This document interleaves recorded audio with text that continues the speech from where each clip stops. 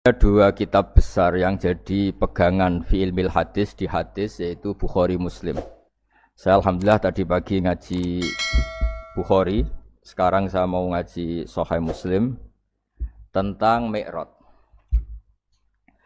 Dari sekian cerita Mi'raj yang mungkin jarang disebutkan adalah riwayat di Sahih Muslim. Di kitab saya halaman 83 saya baca. Di antaranya dijelaskan falamma alau nasama ad-dunya. Jadi di peristiwa Mi'raj yang jarang diceritakan orang itu Rasulullah itu ketemu Nabi Adam. Dan Nabi Adam itu disebutkan di sini faidan an yaminihi aswidatun wa an yasarihi aswidatun. Dari sisi kanan itu ada kelompok besar, dari sisi kiri juga kelompok besar. Saya baca teks aslinya ya, tabarruk ya, supaya dapat berkah dari bahasa Rasulullah SAW. Ini cerita Nabi ketika ketemu Nabi Adam.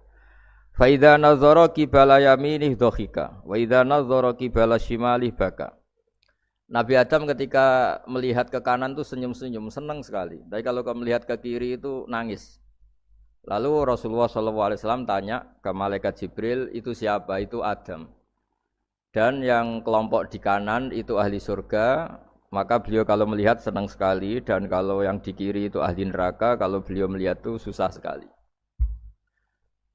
Artinya apa? Betapa susahnya jadi Nabi Adam itu. Jadi kalau misalnya ada koruptor ketangkep gitu ya, yang nangkep ya cucunya, yang ditangkep juga cucunya.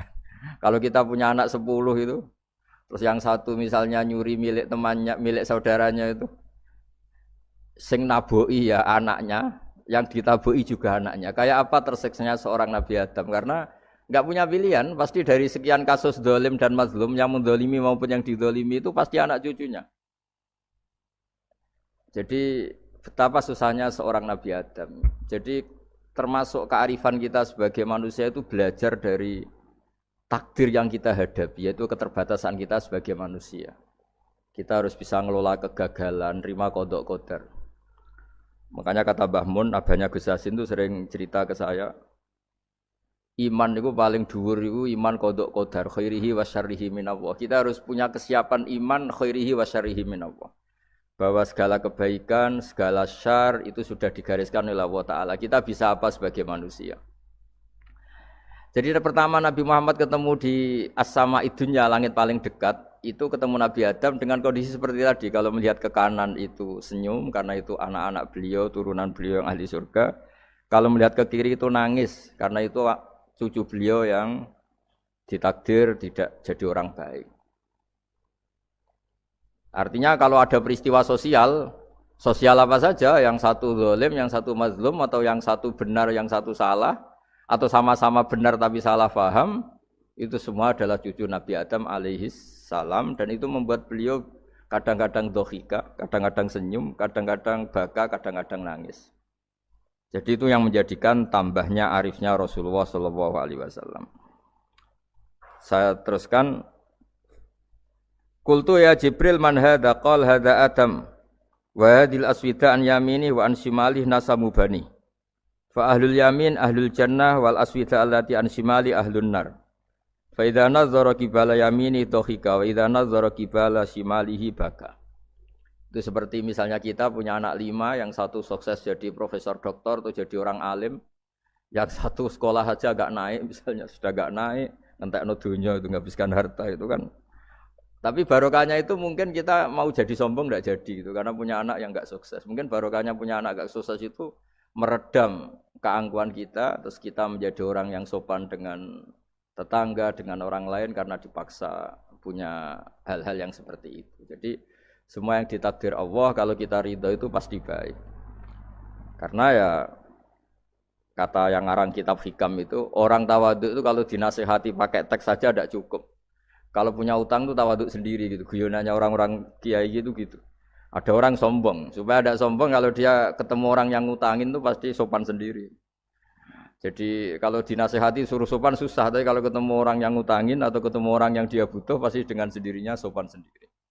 Atau ketemu orang yang menjadikan anaknya dapat pekerjaan, menjadikan keluarganya dapat job pekerjaan. Pasti dia sopan sendiri karena utang jasa.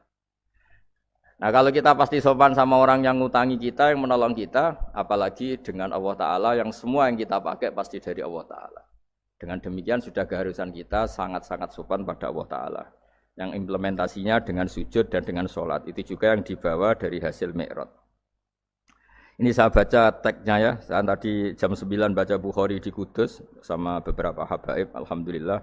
Sekarang saya teruskan dengan Sahih Muslim. Termasuk kitab 6 yang paling dipakai ahli sunnah itu Al-Kutubus Sittah. Yang paling pokok itu adalah Bukhari Muslim. Terus kemudian naik-naik terus ketemu Marartu bi Musa alaihi salam. Ini nabinya Bani Israel. Saya kemudian ketemu dengan Nabi Musa alaihi salam. Nabi Musa itu nabinya Bani Israel. Jadi orang Bani Israel itu bawaannya itu protes. Protes itu komplain.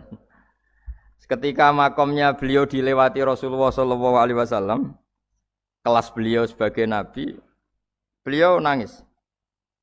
Ketika nangis ditanya, "Ma yubkika, kenapa engkau nangis ya Musa?" Terus ini saya baca supaya seperti teksnya. Kata Nabi Musa, "Rabbi hadza ghulamun ba'astahu ba'di, yadkhulu min ummatihi al-jannata aktsaru mimma yadkhulu min ummati."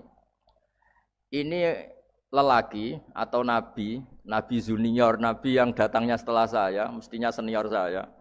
Tapi nabi ini sukses, umatnya lebih banyak masuk surga ketimbang saya. Ini yang bikin saya nangis.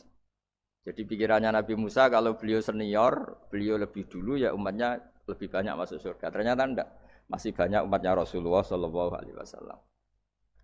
Dan ini gaya beliau yang suka protes itu berkah karena protesnya orang soleh. Saya ulang lagi, apa-apa kalau dilakukan orang soleh itu pasti barokah. Ketika Rasulullah dapat perintah 50 sholat, itu Nabi Ibrahim pertama yang dilewati karena di langit paling atas dibanding nabi-nabi yang lain. Itu Nabi Ibrahim diam karena beliau tidak punya tradisi protes.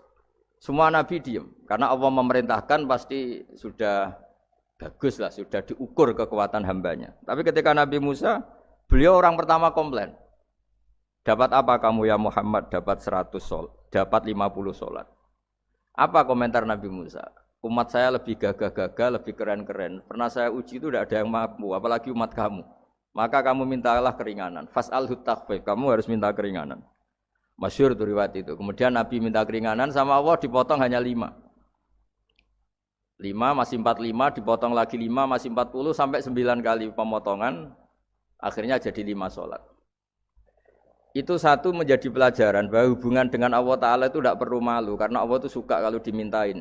Mestinya kan dipotong 5, minta lagi sungkan. Dipotong lagi 5, minta lagi sungkan. Tapi ternyata berkali-kali. Bahkan ketika sudah 5 itu Nabi Musa masih bilang, ya Muhammad minta lagi keringanan. Jadi kalau itu dikabulkan itu jadi tidak ada sholat itu. Kalau 5 masih minta. Nah, sampai Rasulullah itu tanya ke Jibril. Ya Jibril, bagaimana dengan gaya komplainnya Nabi Musa? Hiddah itu sering komplain. Jawabnya malaikat Jibril, ya roh hiddata. Allah tahu betul tentang komplainnya Musa dan Allah senang. Ya karena bawaan beliau begitu. Ini penting saya utarakan bahwa dalam Islam itu orang yang lemah lembut, yang samahah, Allahun halim kayak Nabi Ibrahim itu juga Allah suka. Yang suka komplain tapi demi hak bukan demi konflik. Saya ulang lagi, demi hak bukan demi konflik juga Allah suka. Itu kita menjadi dapat sholat yang hanya 5 itu barokahnya komplainnya Nabi Musa. Karena kita yang lemah ini diukur dengan umat beliau yang kuat. Ternyata umat beliau tidak kuat. Barokahnya tidak kuat itu dipakai tolak ukur apalagi umatmu ya Muhammad. Kemudian itu yang menjadikan Nabi sebagai orang yang sangat tawaduk. Karena yang merintahkan itu senior. Meskipun kita tahu Nabi Muhammad itu Sayyidul Awwalin wal Akhirin. Tapi secara lahir, secara jusmani beliau lahir paling belakang.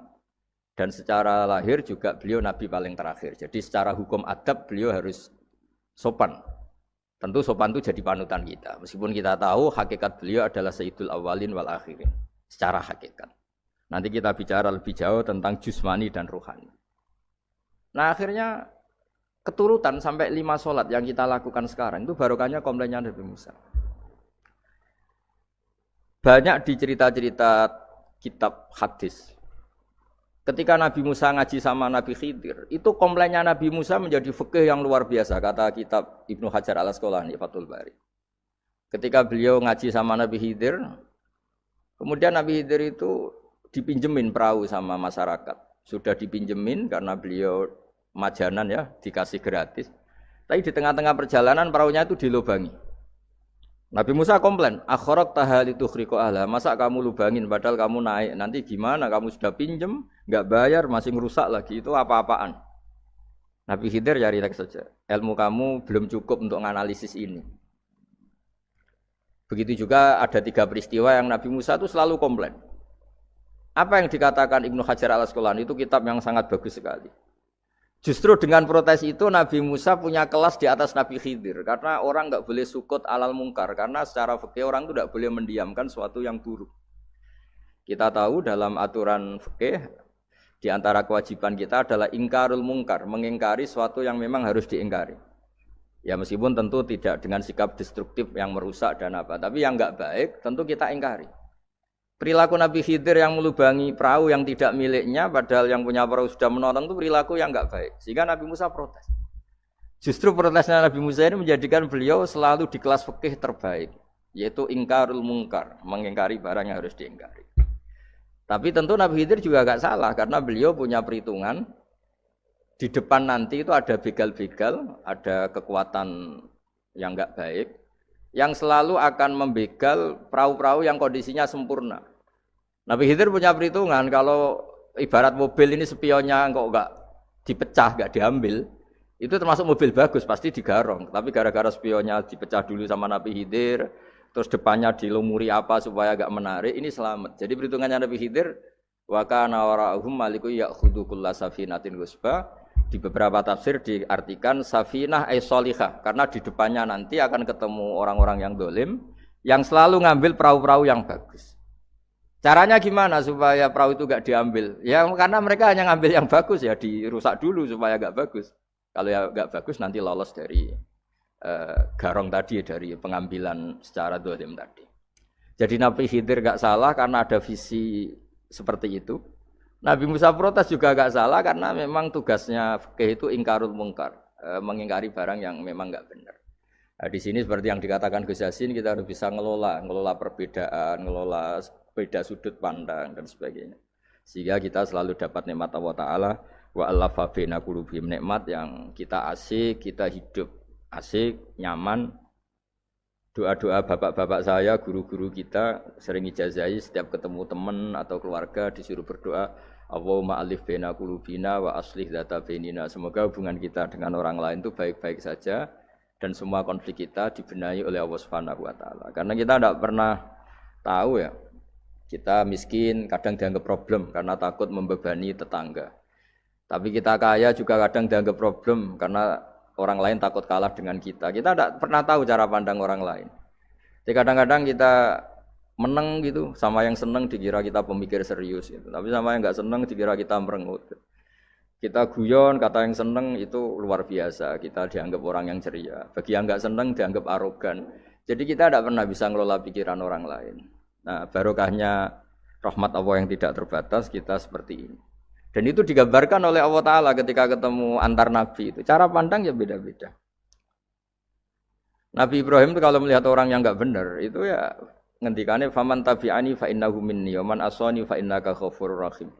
Ya Allah, yang ikut saya ya karuan kelompok saya, yang tidak ikut saya semoga engkau banyak mengampuni mereka. Nabi Nuh beda sekali cara pandang. Nabi Isa ubudiyah murni. Ketika melihat orang yang enggak benar, beliau tidak ngambil sikap. Beliau ngendikan intu adzibhum fa innahum ibadu. Kalau engkau siksa nggih monggo Gusti, wong itu hamba-hamba jenengan, itu terserah jenengan. Wa in taghfir lahum, kalau engkau ampuni nggih monggo, jenengan yang punya pertimbangan lebih bijak. Dan itu yang dalam banyak hadis ketika Rasulullah SAW melihat umatnya di akhir zaman yang macam-macam, Nabi ngambil sikap kayak sikapnya Nabi Isa. Sebagian riwayat Nabi mengatakan fa'aqulu kama qalal abdus soleh. Saya akan ngambil sikap kayak sikapnya al-abdus soleh. Di hadis itu diredaksikan, yaitu dengan redaksi intu adzibhum fa innahum ibaduk wa in taghfir lahum fa innaka antal azizul hakim. Ya saya teruskan. Kemudian Akhirnya Rasulullah Shallallahu Alaihi Wasallam sampai ke Sidratil Muntaha. Wa ra'aitu Ibrahim alaihi salam wa ana asbahu waladih bih. Ketika ketemu Nabi Ibrahim, hubungan Rasulullah itu sangat emosional. Beliau yang pertama diceritakan, saya ketika ketemu Nabi Ibrahim itu senang sekali karena ternyata saya ini cucu beliau, turunan beliau yang paling mirip beliau. Jadi ini unik, dari sekian peristiwa besar, peristiwa langit, kemudian Nabi ada hubungan emosional yang luar biasa ketika ketemu Nabi Ibrahim. Pertama yang dikatakan Nabi, wa ana asbahu waladihi. Saya adalah cucu yang paling mirip beliau. Dan ini kita tahu akhirnya di semua syariat kita istilah resminya itu anit tabi millata Ibrahim Hanifah. Di istilah resmi agama kita millata abikum Ibrahim, agama leluhur kamu Ibrahim. Kita ketika baca sholawat Allahumma sholli ala sayyidina Muhammad, terusannya juga kama sholli ta'ala sayyidina Ibrahim wa ala ali Ibrahim. Dan seterusnya dan seterusnya. Kemudian yang terakhir saya cerita secara akidah Ahlussunnah wal Jamaah yang dianut oleh Imam Asy'ari dan Maturidi. Meskipun secara lahir itu Nabi mengalami pertemuan dengan Allah di Sidratil Muntaha, tapi tetap saja kita cara pandang bahwa Allah Ta'ala itu mukhalafatul hawadis. Allah tidak bisa kamu andekan di satu tempat terus mengalami hal-hal yang kita alami sebagai makhluk. Sebab itu sirinya kenapa di surat Isra dimulai dari subhanalladzi. Allah tetap maha suci. Maha suci itu artinya terbebas dari yang kita alami.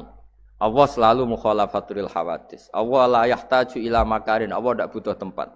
Allah tidak butuh waktu. Allah tidak butuh semua. Karena Allah itu qayyum. Allah itu qiyamuhu bi nafsihi, berdiri sendiri. Allah tidak butuh aras. Allah tidak butuh kursi. Tapi eksistensi kursi yang butuh Allah. Allah tidak butuh aras, tidak butuh kursi. Tidak butuh langit, semuanya itu berdiri karena Allah. Bukan sebaliknya Allah berdiri di atas semuanya. Sehingga kita mulai kecil diajari Allah itu siapa? Al-Qayyum. Kalau bahasa kita qiyamuhu binafsi. Selalu berdiri sendiri dan Allah itu Al-Ghaniyul Mutlaq. Enggak butuh yang lain. Di sini pentingnya selalu Nabi ngendikan subhanallah subhanallah, wiridanya tetap Allah itu maha suci, Allah maha besar, Allah maha agung, dan keagungannya diantara ditandai dia punya sifat yang tidak sifat kita. Dia punya keabadian yang tidak bisa kita miliki. Dia punya semuanya yang tidak kita miliki. Itu sebab itu dimulai subhanalladzi asra bi abdi lailam minal masjidil haram. Jadi kata subhana ini maha suci itu maha suci dari tempat, dari waktu, dari apa saja. Meskipun Allah punya adat, punya sunnah memperlakukan hambanya itu dengan logika atau bayangan yang dibayangkan seorang hambanya. Sehingga seakan-akan kita ini ya ketemu, seakan-akan kita bisa ini melihat. Sehingga di surga disebut kita ini melihat Allah. Tapi semua ahli sunnah mengatakan, tapi kamu melihat Allah itu tetap saja bila kaifin walan khisorin. Tidak bisa terus menciri. Ciri itu bisa membatasi sifatnya Allah itu begini-begini, tidak bisa. Tetap Allah itu la tudrikul absar wa huwa yudrikul absar. Tapi kita bisa disebut melihat dengan kemakhlukan kita yang profan. Di surga disebut melihat, tapi bukan melihat yang kayak kita melihat antar makhluk yang terus bisa apa itu cerita detail, cerita spesifik, cerita apa tidak bisa. Tetap la tudrikul absar. Ini hebatnya ulama-ulama kita, selalu cerita Mi'raj, cerita nazar ila wa fil jannah, melihat Allah di surga, tapi bersamaan dengan itu selalu cerita Allah itu mukhalafatul hawadis, Allah itu laisa kamitslihi syai'un. Jadi terima kasih Gajang utamanya pada Gus Yasin dan yang membantu semuanya. Barokahnya kita ketemu bisa ngaji, supaya barokah saya baca teks aslinya di Hadisil Isra, karena tadi saya jam 9 sudah baca Bukhari. Ini supaya dapat berkah saya ini baca Sahih Muslim. Sekian dan semoga barokah. Assalamualaikum warahmatullahi wabarakatuh.